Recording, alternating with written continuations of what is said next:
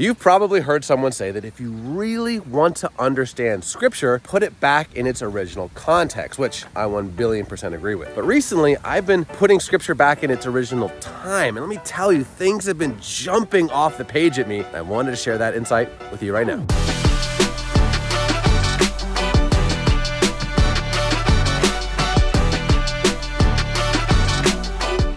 Welcome to Bible Time. I'm Rajanair, and you and I are simply here to renew our joy for Scripture. And our Scripture today comes from Matthew 12, and technically also Isaiah 42. Here is my servant whom I have chosen, the one I love, in whom I delight. I will put my spirit on him, and he will proclaim justice to the nations. He will not quarrel or cry out. No one will hear his voice in the streets. A bruised reed he will not break. A smoldering wick he will not stuff out, till he has brought justice through to victory. In his name, the nations will put their hope. So here's what I've been geeking out about. That's the Gospel of Matthew, written sometime in the 1st century, quoting directly the book of Isaiah, which was written 700-ish BC. And here's what's fascinating. It's that last line, again, putting it in its original time frame. In his name, the nations will put their hope. He was writing it to the people of Israel. They're surrounded by the Egyptians and the Assyrians. The audacity to write a prophecy to say that the nations will put their hope in the Messiah of this tiny little people group called the Jewish people is insane. Okay, so go back in time with me to when the Gospel of Matthew was being written. And you have this guy, this Jesus guy, who has no heir, has no army. All of his homies betrayed him. He was crucified. See, now in 2022, we can look back and, like, for example, me. My dad's Indian. My mom, I think, is Scottish. You go to Rio de Janeiro, there's a big statue of Jesus. One of the fastest growing churches in the world is in Iran. You know, you go to the Scandinavian countries, all their flags are crosses. So now we look back in retrospect and be like, yeah, all the nations, they did put their hope in Jesus. But think about how absurd this verse actually is. We're not just saying that the Messiah is going to do cool things. We're not just saying the Messiah is going to be awesome. We're saying this Messiah, the nations will put their hope in his name. And the crazy part is that's happened. When you read prophecies in the Bible,